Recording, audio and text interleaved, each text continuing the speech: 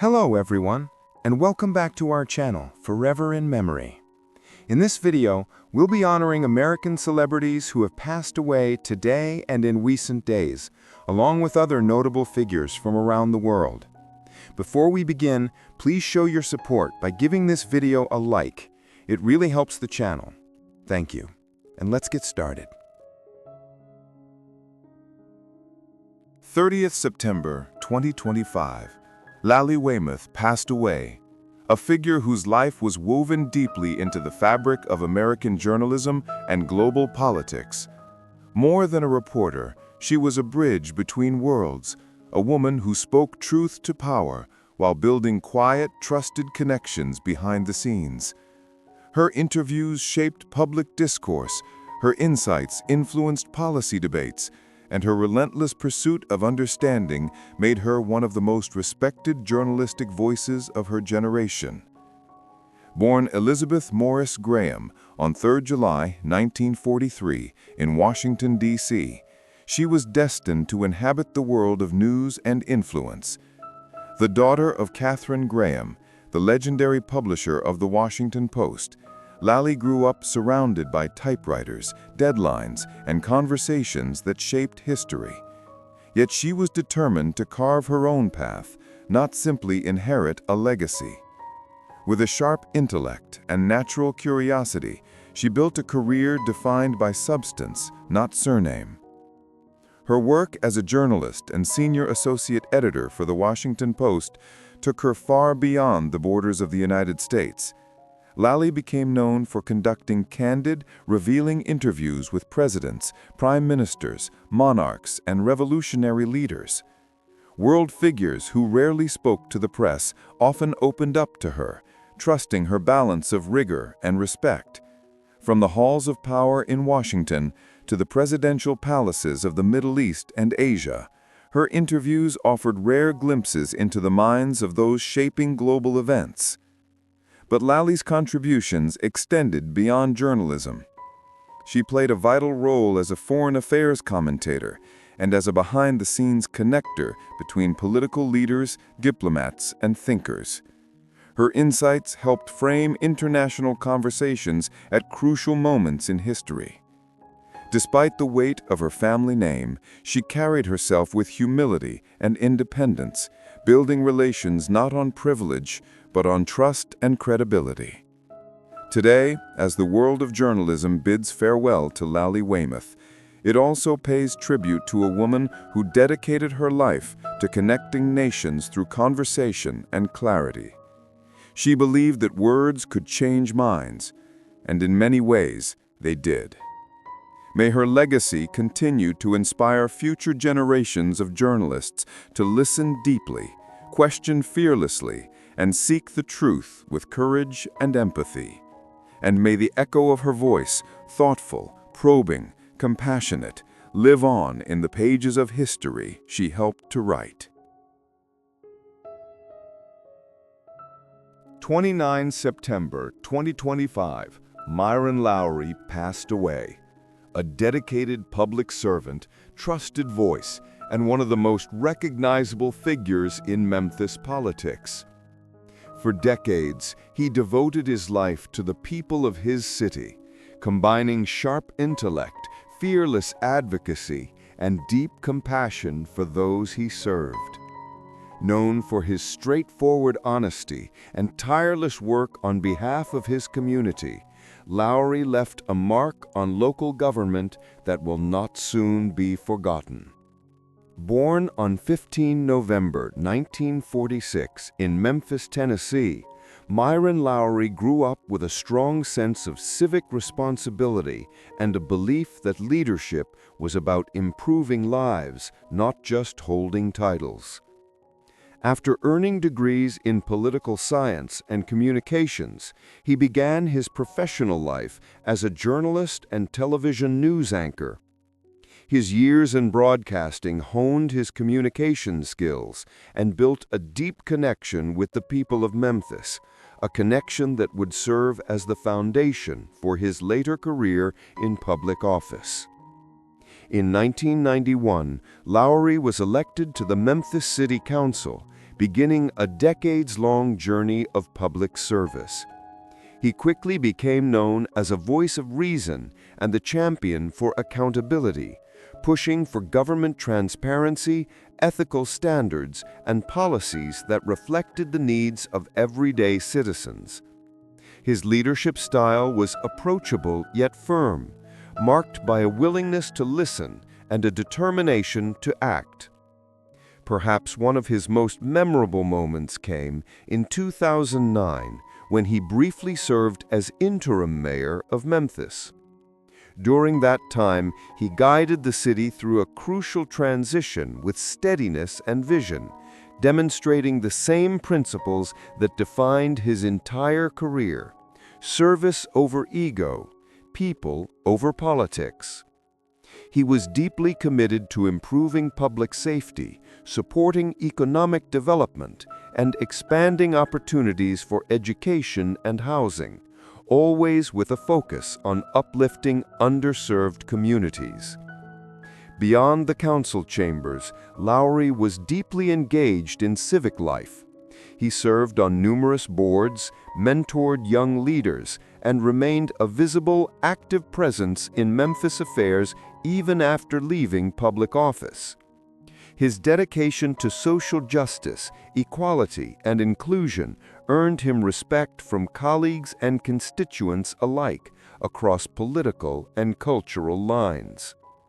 Myron Lowry was more than a politician.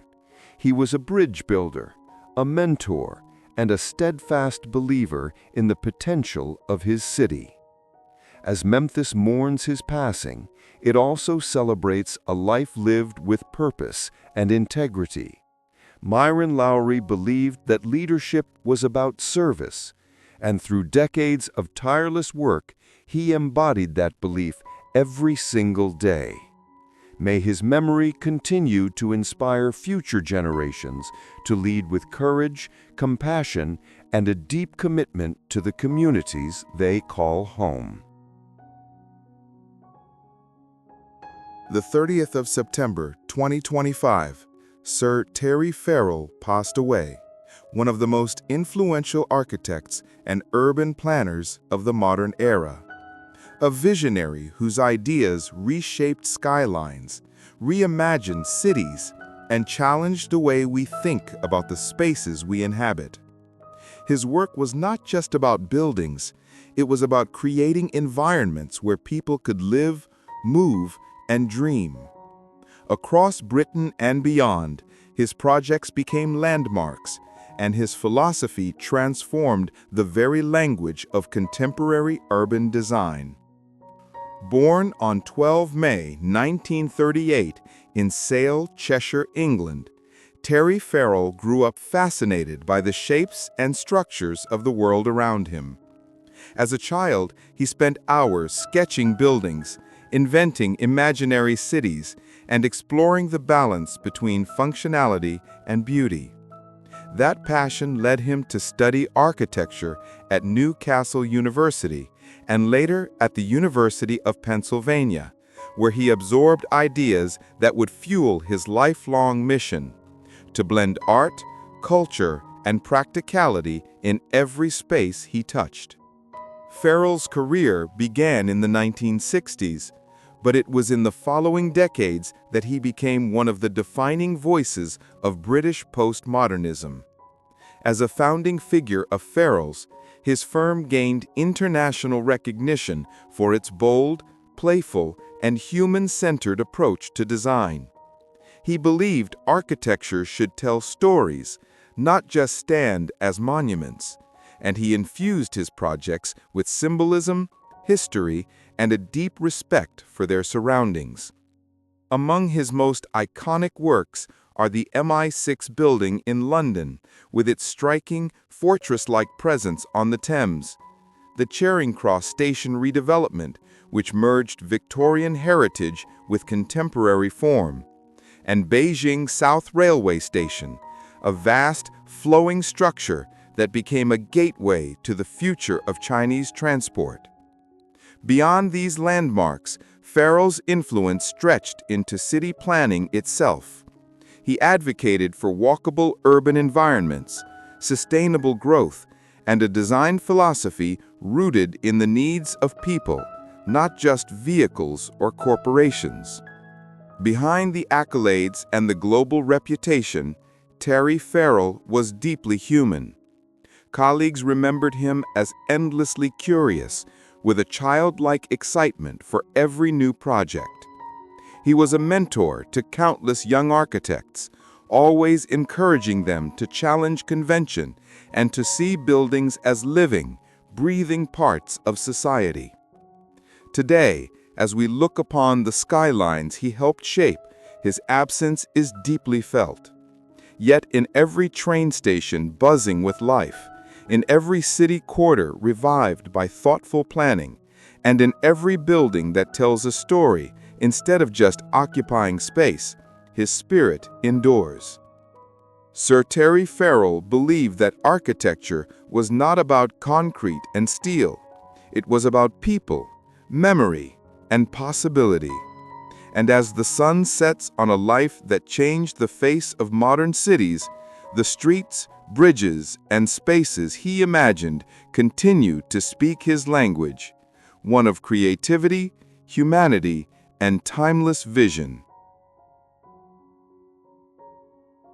25 September 2025.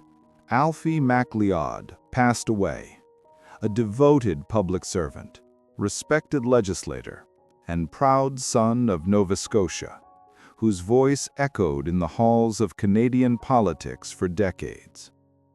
Known for his warmth, humor, and unwavering commitment to his community, he was more than a politician. He was a bridge between people and government, a man who believed deeply in the power of service, and a steady advocate for those whose voices were too often unheard. Born on January 26, 1956, in Gabarus Lake, Nova Scotia, Canada. Alfie grew up surrounded by the rugged beauty and close-knit spirit of Cape Breton Island. It was there, in the small towns and fishing villages, that he learned the values that would guide his life: honesty, perseverance, and the belief that leadership is about listening as much as speaking. Before stepping into public life, he worked in broadcasting, where his natural charisma and gift for connecting with people earned him trust and admiration, qualities that would later define his political career. MacLeod first entered politics in the 1990s, embarking on a journey that would span more than 20 decades. As a member of the Legislative Assembly of Nova Scotia, he became known for his tireless dedication to his constituents and his deep understanding of their struggles and dreams. He fought for better infrastructure, education, and healthcare, but he also focused on the everyday issues, the small but vital concerns that shaped people's lives. What set Alfie apart was not just his legislative record, but the way he carried himself. He had a gift for turning political debates into conversations, and for reminding others that behind every policy was a human story. He never lost touch with the people he served, often attending community events, listening patiently to concerns at local gatherings, and lending a hand wherever it was needed. His office door was always open, and his compassion knew no political boundaries. Outside of politics, Alfie was a devoted family man and a loyal friend. He cherished the quiet moments spent with loved ones, the laughter shared over meals, and the peace of the Cape Breton coastline that had shaped him since childhood. He was proud of his roots and never forgot where he came from, a quality that made him relatable to people from all walks of life. Today, as Nova Scotia mourns the loss of one of its most steadfast champions, Alfie MacLeod's legacy lives on in the policies he shaped, the communities he strengthened, and the countless lives he touched.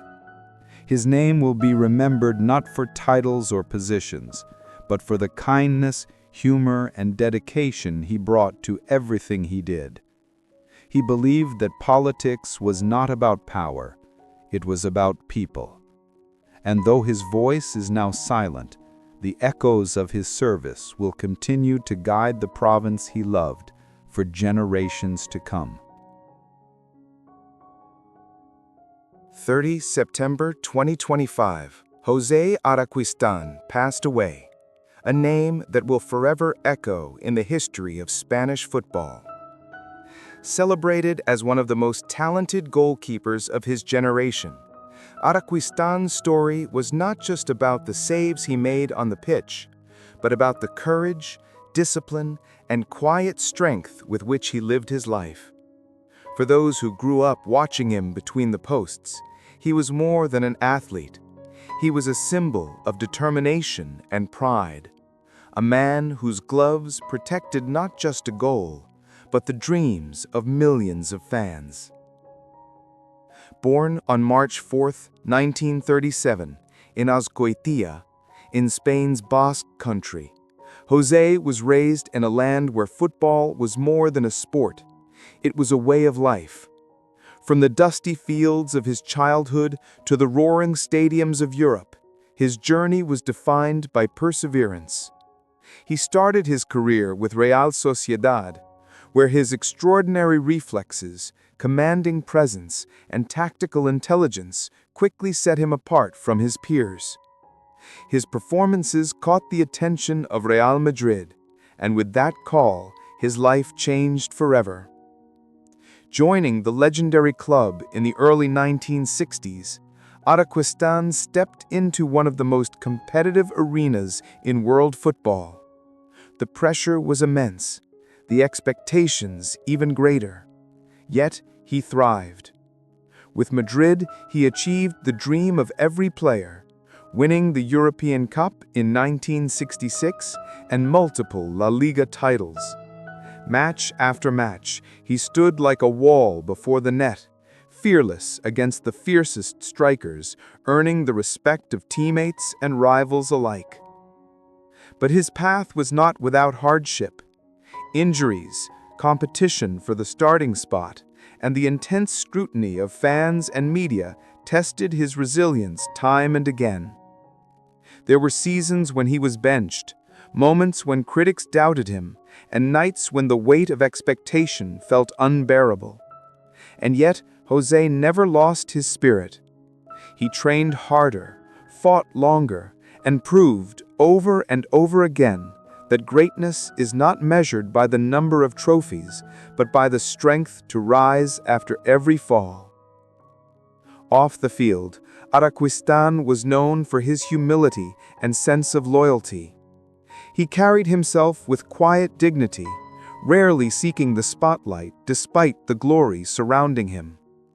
He remained deeply connected to his Basque roots and often spoke of the simple joys that mattered most: family, community, and the love of the game that had shaped his life. Those who knew him personally remember a man who was as gracious as he was determined, as kind as he was competitive. Today, as Spain and the footballing world bid farewell to one of their greats, José Araquistan's legacy endures. His name will forever be linked to a golden era of Real Madrid, to the unforgettable nights under the floodlights, and to the countless young goalkeepers who grew up dreaming of following in his footsteps. He once said that the goalkeeper's job was to carry the weight of hope, and that is exactly what he did every time he stepped onto the field. Now, as the stadium lights dim and the final whistle blows on a remarkable life, the echo of the crowd still lingers, whispering a single word: Gracias.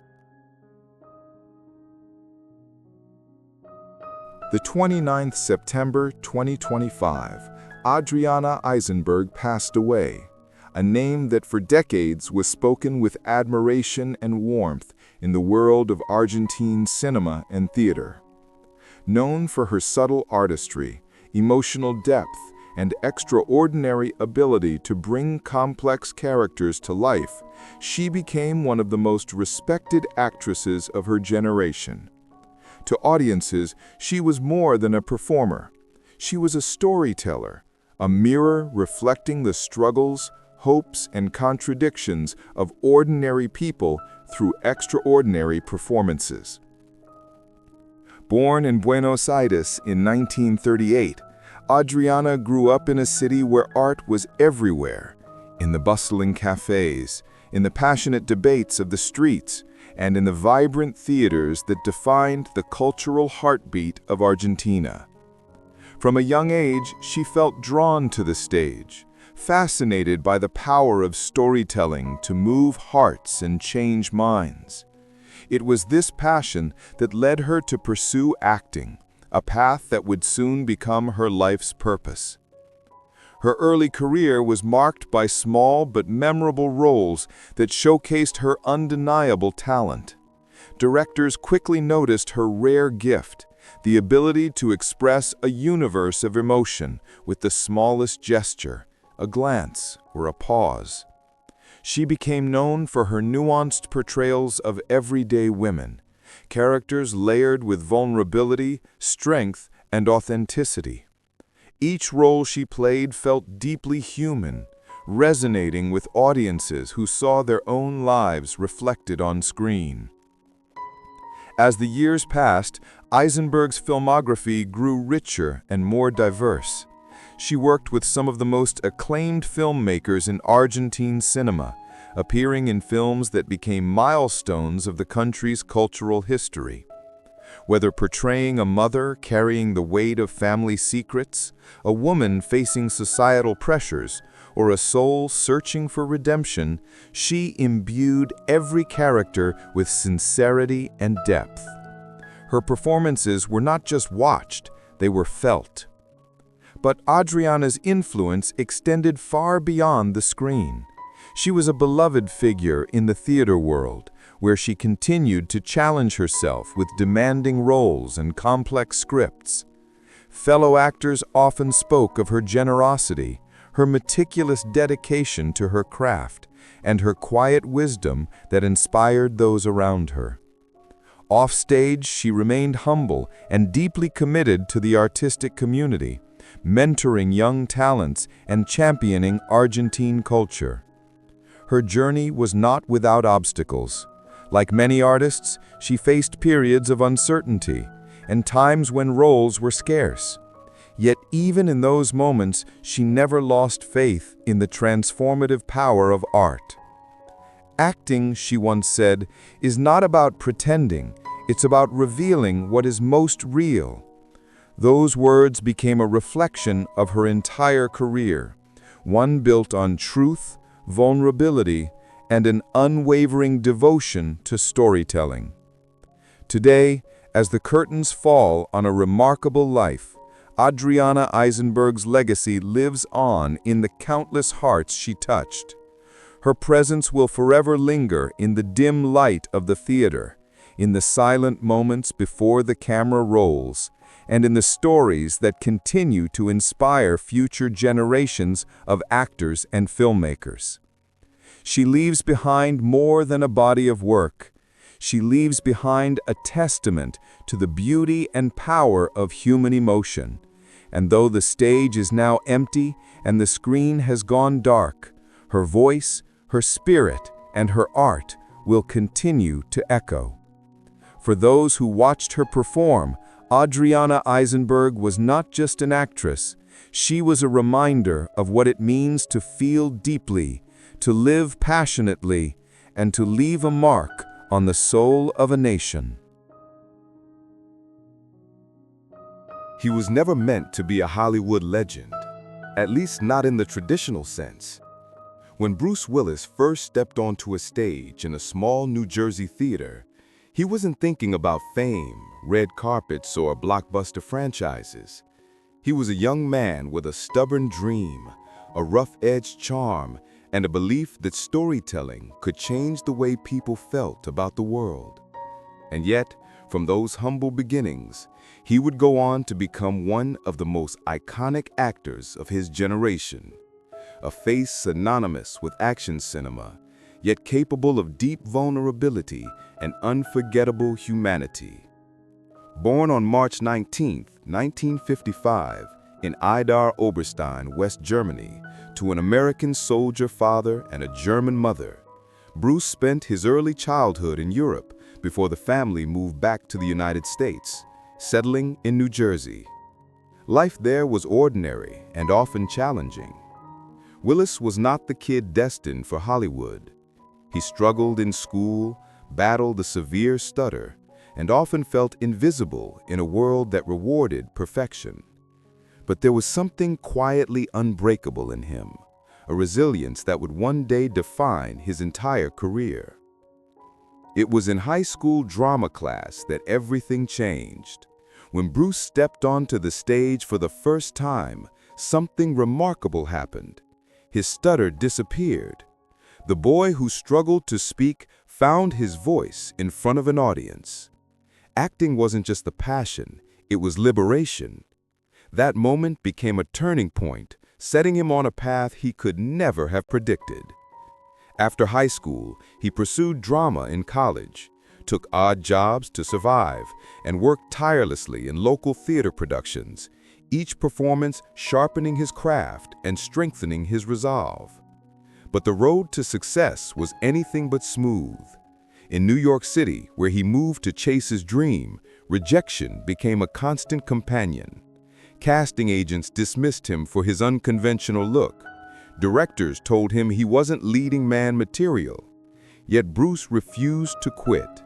He took whatever roles he could find, bartending by night, auditioning by day, slowly building a reputation as a versatile and magnetic performer. Then, seemingly out of nowhere, came the break that would change everything. In 1985, he landed the role of David Addison in the television series Moonlighting. The show was a sensation, and so was he. A fast-talking, unpredictable, effortlessly charismatic private detective who redefined what a leading man could be. Audiences loved him, critics praised him, and Hollywood took notice. In a world that had grown tired of polished, perfect heroes, Bruce Willis was raw, real, and impossible to ignore. What followed was a career that would reshape the landscape of action cinema. But beneath the explosions and one-liners, there remained a man who never forgot where he came from. A kid from New Jersey who had once been told he'd never make it. That defiant spirit, that refusal to bow to doubt, became the heartbeat of his story, and the reason millions would one day call him a legend. This was only the beginning of Bruce Willis's journey, a journey that would soon take him from television star to one of the biggest names in Hollywood, and from a struggling dreamer to a symbol of resilience, reinvention, and enduring strength. By the late 1980s, Bruce Willis was no longer just a promising actor, he was a phenomenon. The defining moment of his ascent came in 1988, when he stepped into the role that would forever change not only his career, but the entire action genre, John McClane in Die Hard. At first, few believed a TV star known for whiz-cracks and comedic timing could carry an explosive big-budget thriller, but Willis proved them wrong.